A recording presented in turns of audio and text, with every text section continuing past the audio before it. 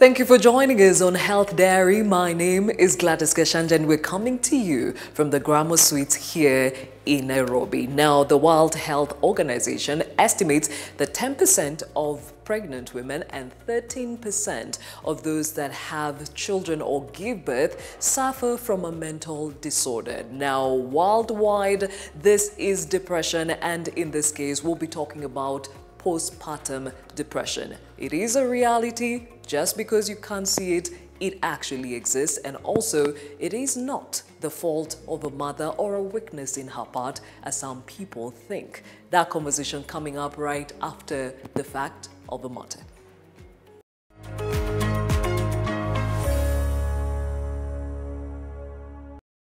According to the World Health Organization, as many as 1 in 5 women develop a mental health problem during pregnancy or in the first year after delivery of their child. Postpartum depression, abbreviated as PPD, is a form of major depression that has its onset within 4 weeks after delivery.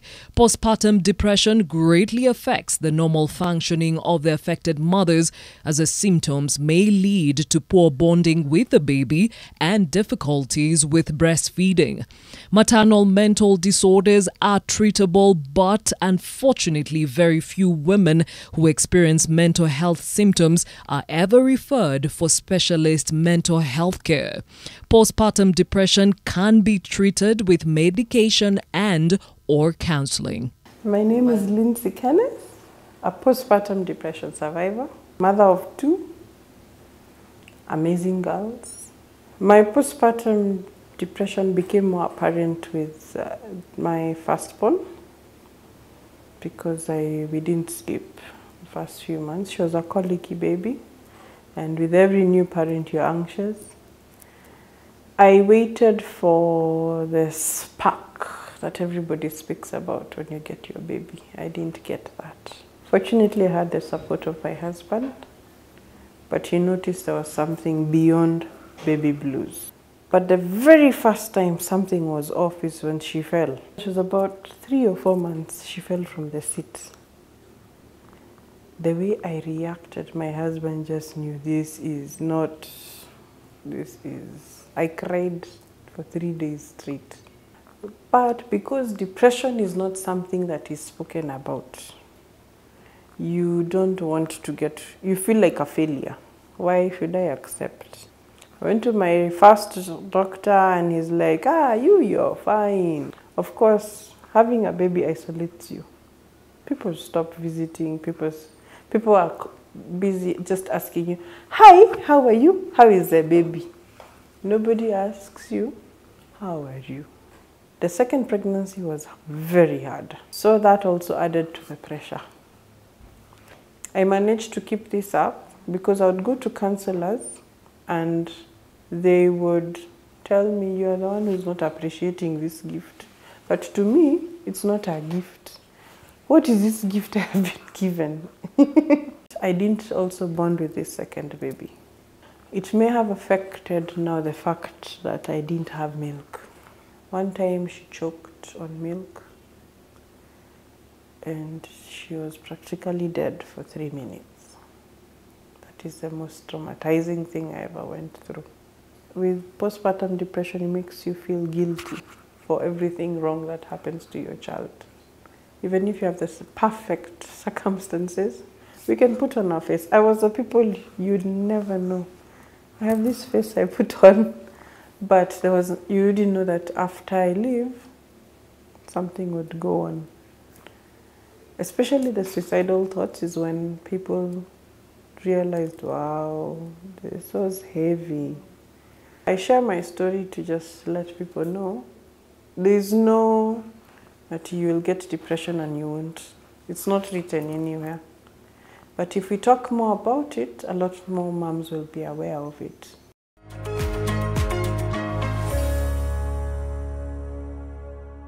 So as many as 1 in every 5 women experiences a mental illness during pregnancy or after pregnancy. Something that most people don't understand, and that's why we need to have that vital conversation today. And to help me do that, I've got Gachanja Mwangi, who is a lady who has gone through postpartum depression and still in recovery. And of course, we have Dr. Diana Chepkoskei, who is a psychologist. Thank you for joining us, ladies. Now, I'll start off with you, Dr. Postpartum depression, some people would say, is like baby blues. You know, you come home with a baby and you're having a hard time adjusting to a new baby at home. How can you tell the difference? Postpartum depression is a perinatal mood disorder, and it develops 6 weeks after childbirth. But baby blues is the normal, you know, teary, emotional period that happens 10 days after childbirth. But when it comes to postpartum depression, it's whereby there's a kind of depression that sets in, becomes more severe, and it's long-term. So when it gets to 6 weeks and you realize you're still very emotional, you have mood swings, and you're super teary and easily irritable, that's where there's an issue, probably is postpartum depression. What's the difference between postpartum depression and postpartum psychosis? Both of them are mood disorders, but postpartum psychosis is a severe form of postpartum depression. The difference is postpartum psychosis, there's a lot of confusion, there's a lot of detachment from reality. A person becomes very irritable, very aggressive. They're even able to harm their baby. They're completely detached to the baby, and they can even think of suicidal thoughts. So it's an advanced stage of mood disorder. Yeah. And does that need you to probably be hospitalized? Yes, with postpartum psychosis, you might have to include medical therapy to stabilize the symptoms. But it's something that is manageable, it's treatable. It can take 1 to 2 years. That is if it has been identified later on. But if you're able to identify, hey, there's a problem, probably I need to get checked. Now, postpartum is triggered by different things. I mean, we said it could be the pregnancy, it could be the baby coming and you don't know what's going on, but also it could be triggered by miscarriages, stillbirths. Now, Gachanja, you have an experience of this nature. Share that with us. The first one was a miscarriage last year in July at 9 weeks. I had an infection that triggered the baby to come out, but baby didn't come out quite properly, so I had to get an MVA. So around 4 or 5 months later, that was in November, I got pregnant again. And you know the scary part of having a baby after you've lost one, you're thinking, am I going to carry this baby to term? What is going to happen? So come January, I got a bit unwell, so to speak. And when I went to hospital, they told me that my baby had died in utero and was not growing as expected. I was at 12 weeks, but the scan showed that the baby was still at 8 weeks. So they still had to induce labor and clean again. This was now a missed abortion. And the trauma that comes with now knowing that you feel like you cannot carry a baby to term. I already have one child who will be 8 years this year, September. But then you expect that since the first one was very easy, I mean, ni mimba too, I'm just going to carry it to term. But thankfully there's therapy. And you know, like for me, I realized after the second one, because the first one I didn't go for therapy at all. I was like, these things happen, I can just move on and get another pregnancy. So when it happened the second time, I realized I can't cope. Now, Dr. She talks about some of the triggers, a miscarriage, a missed abortion. There are other triggers that bring about postpartum depression. What are these and what should we look out for? Issues like childhood trauma. We really go back to the past, how you're growing up, you know, maybe you were abused emotionally, sexually, and you never had the opportunity to process that kind of trauma. It can contribute to postpartum depression later on in life. And also the point you got pregnant, were you expecting that baby? How was your marriage life at that time? Was your partner supportive during the pregnancy journey? Did you go through any kind of violence, any kind of trauma? So societal kind of stressors contribute to postpartum depression. Okay, Gachanja, just listening to the daktari, do any of those ring a bell? Not really, because I'm thinking for me, I don't know how to put it. Let me just say, I knew at the very second time it happened, I just knew something was not right. So for me, the minute I lost this second baby, actually the minute I was told that they have to clean me, that's when I knew I need help.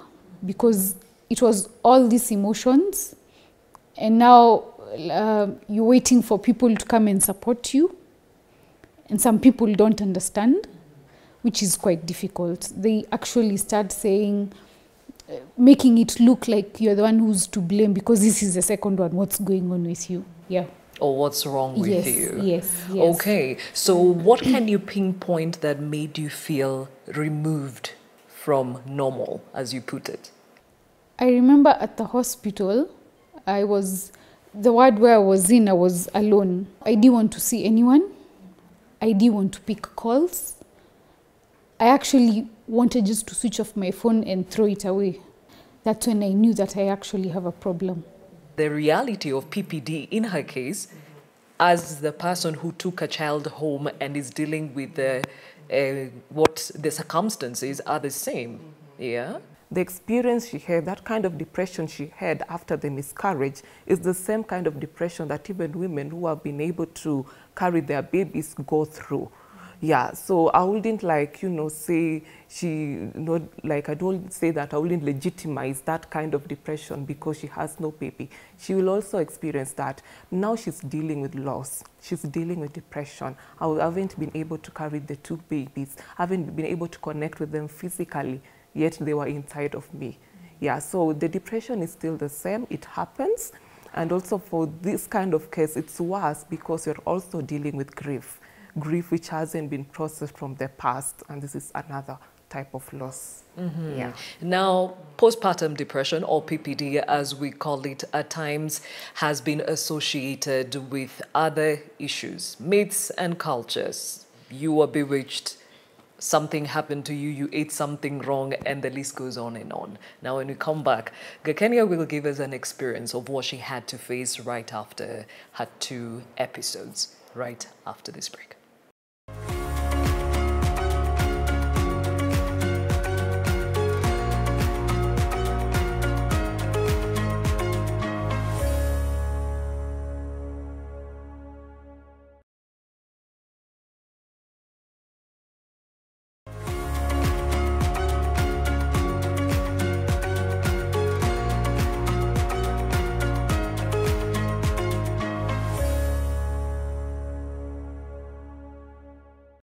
Thank you for staying with Health Diary. Our conversation today, postpartum depression, PPD, if you may call it, and still with me, Dr. Chepkoskei, and of course, we still have Gachanja, and the stigma that comes with postpartum depression. To first start with, there's some people who don't believe there's such a thing that exists. They will say it's a mother who is weak or has personality issues. They should be able to handle it. For you, Gachanja, it must have been a bit more worse, considering that you had lost 2 children and you really didn't have anything to show that would have spiked, the depression, the changes that a child brings in the home.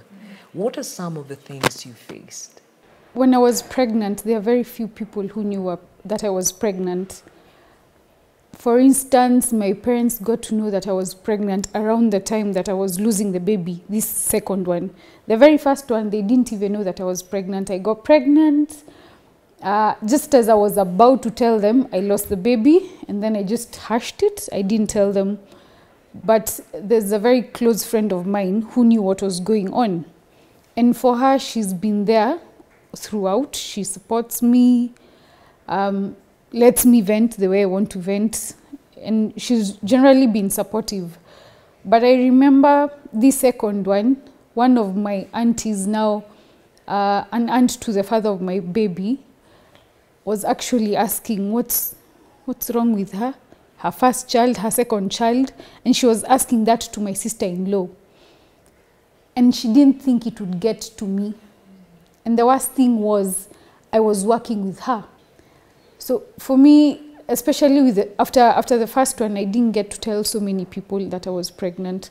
So actually, most people have come to find out that I have lost two babies after the first interview on NTV. Ah. And even then, I have been dodging questions because there are people who generally don't have manners, if I should call it that. Yeah. They will start asking you very weird questions. But in terms of trauma, at least for me, I think it's only my auntie who brought out trauma. Okay. Yeah. Now, Daktari, she talks about her experience. You have another mother who has this child. She's going through PPD. People are coming to see the child, asking about how the child is doing, but never ask about the mother, which is normally the case in our setup. What should people understand when a new mother brings a child home? Motherhood is beautiful, and it comes along with a lot of emotional changes. You're excited, you're looking forward to this. But you know, even as mothers, naturally the hormonal production reduces. And that's why it also contributes to the emotional changes that they go through. And people wouldn't understand. They expect you to be happy, like you're a mother. They expect you to even to continue keeping the house clean and even take care of the baby at the same time. And you know, the focus is on the baby, and there's little attention about how the mother is coping. How are you faring on? How are you emotionally? How are you coping with the changes, you know? And people, and the moms will be like so embarrassed to talk about how they feel. We need to educate the society that these emotional changes that does happen because of various reasons.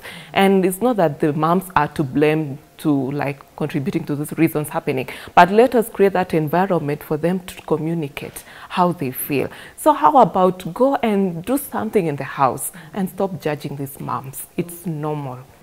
We never ask about the father. If anything, he's patted on the back, good job, and it ends at that point.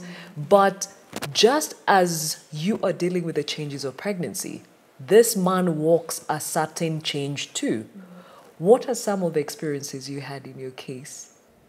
Normally, I have a very weird appetite when I'm pregnant. So I would wake up at 3 a.m. to take tea. And that means he has to wake up as well, because I'm not waking up alone.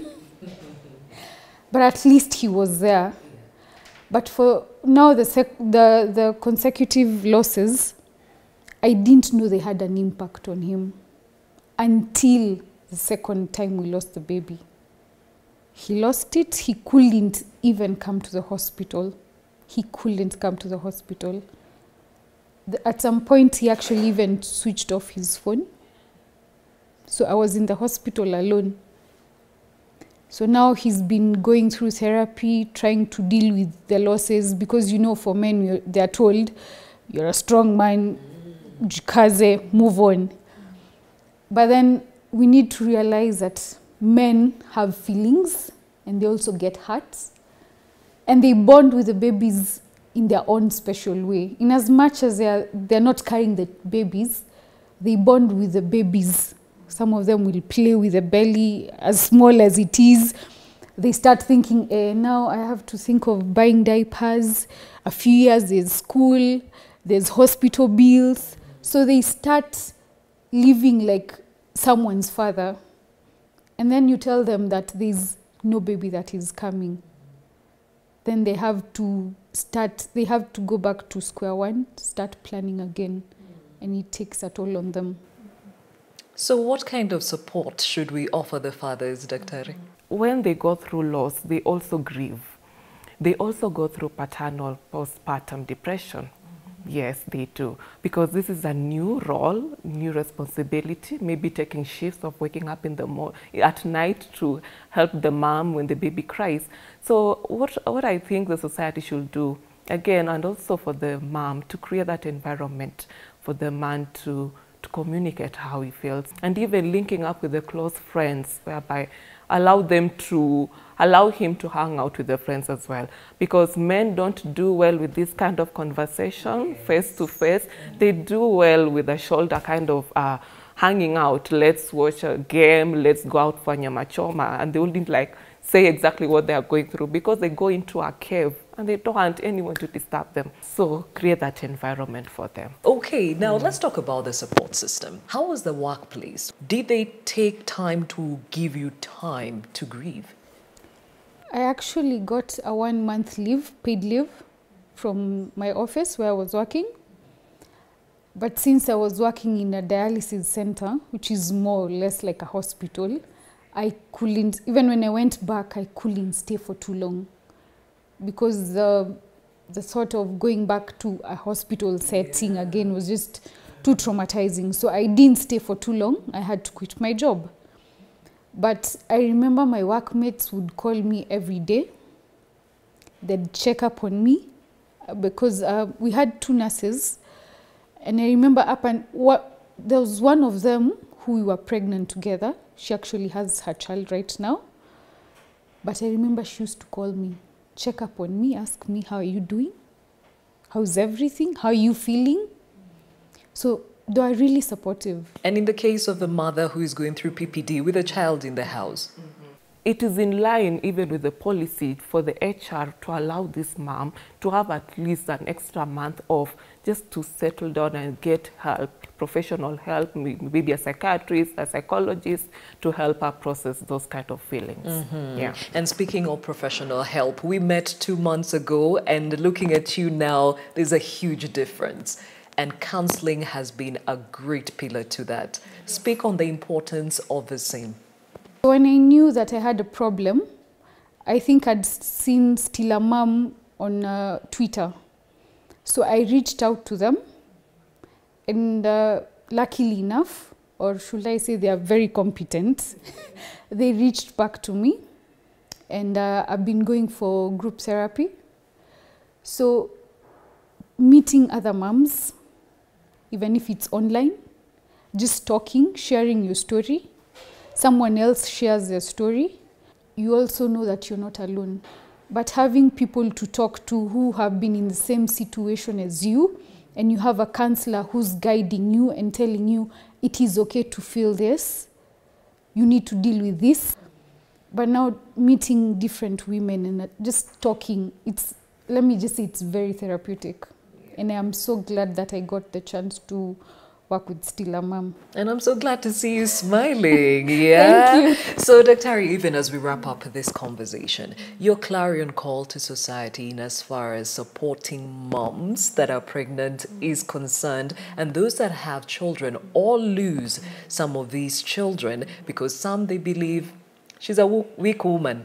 Ni wengi sana wamepata watoto, kwani nini different with them? Seeking help is not an act of weakness. It's an act of strength whereby you realize there's a problem and I need to be supported. And going through postpartum depression, it's normal. There are many women who have gone through, and the unfortunate bit, people suffer in silence because first, there's minimal opportunities of support whereby they can talk about how they feel, and even with counseling. So what I would like to say, please reach out. There's help, counseling helps, and I know it seems like it's awkward at first, but it makes you aware of how you feel. It makes you acknowledge your emotional state, and through that you're able to process and even develop healthy ways of coping, especially with postpartum depression. You learn on how best can I cope with this depression, and even with grief, how best can I cope with this grief, because it does take time. It's different for everyone, but taking that first step of coming for therapy, the surplus and the beginning of your healing journey.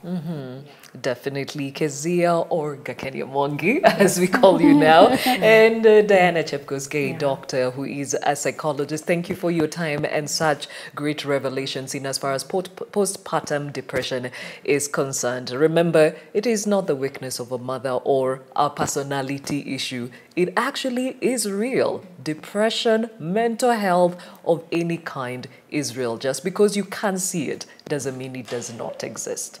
Well, time for the health tip. Keeping a healthy mind can be done by doing the things that you love. Learn about yourself and what makes you happy, and try and do that on a day-to-day basis if you can. Whether it is cooking the food that you love, or reading a book that interests you, doing an activity like going hiking or swimming that you like to do, that can be very, very helpful for you keeping a healthy mind. We are concerned about the whole continuum of cancer control services, from screening to diagnosis to treatment. And towards this end, we have already engaged with our service providers. We have given some very specific guidelines on how to ensure that as they provide service, it does not put the clients or patients at any risk. So there's a very well documented guideline that we have issued to all our health facilities across the country.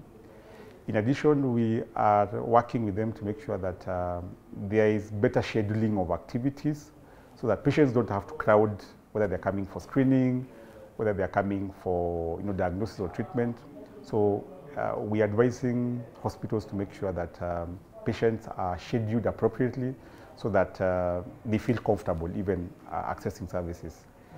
We have also ensured that services are spread out across the country, particularly when you talk about treatment services, other than our 3 national referral hospitals, that is Kenyatta National Hospital, Moi Teaching and Referral, and Kenyatta University Teaching and Referral Hospital. We are also working very closely with a number of county referral hospitals, so that in many instances patients will not need to travel to Nairobi, which would be an occasion of patients being too much together, or having too many people together. So we have services going on in our various oncology centers spread out across Mombasa. We have a center in Garissa, in Nyeri, in Nomeru, in the western parts.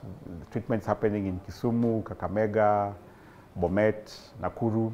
So all these are efforts to make sure that there's no congestion.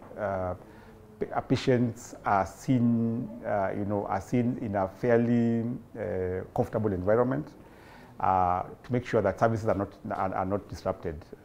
And this is important because even as we have seen this even throughout the COVID pandemic, that we have been trying to limit movement as much as possible. So when services are closer to some of these counties, then patients will not need to travel. So it's important for Kenyans to know that even with the prevailing pandemic, services are going on. They'll be able to access services across all levels of facilities, because we realize that cancer care must continue even in the context of the pandemic. So it's a call to action to Kenyans at large. Don't be afraid to seek services at any of the facilities across the country. So with this lockdown, it brought us challenges because of disrupted cancer care, both for screening for cancer, for diagnosing cancer, and for treatment. It was noted that it was going to have an adverse effect on patients' outcomes in cancer, especially in the future. So this is a plea to all those people who have worries, who are known to have cancer, have been diagnosed with cancer, whose treatment has been interrupted, that they should not stop their treatment and seek medical advice and go to hospitals for their care to continue. One thing about cancer is that patients get weakened, and they are probably the first to go in a work environment. And due to the job losses, it has obviously weakened their ability to properly feed themselves, to take care of their nutrition. And one of the most important things for a patient undergoing chemotherapy or radiotherapy is proper nutrition. So without proper nutrition, definitely they will not be able to heal. And there could be other more severe side effects. Now, there's also increased vulnerabilities, especially for those who are... There's one thing that cancer patients have been able to do, it's to network amongst each other, to meet in their groups, in their support groups. And for those who are in hospices, those who are going through end-of-life care, it becomes very lonely, it becomes very depressing for them. So COVID-19 has really brought about more despondency for some members who are not able then to meet and share their experiences, to meet with their families. Well, PPD, postpartum depression, definitely generating a lot of conversations on our social media handles. Remember, if you'd like to get in touch with the Still a Mom organization or Dr. Chepkos Gay and even Gakenya Mwangi on a support system on the same, please do so and we shall hook you up with them. It has been Health Diary coming to you from the Grammar Suites here in Nairobi. My name is Gladys Gachanja. See you.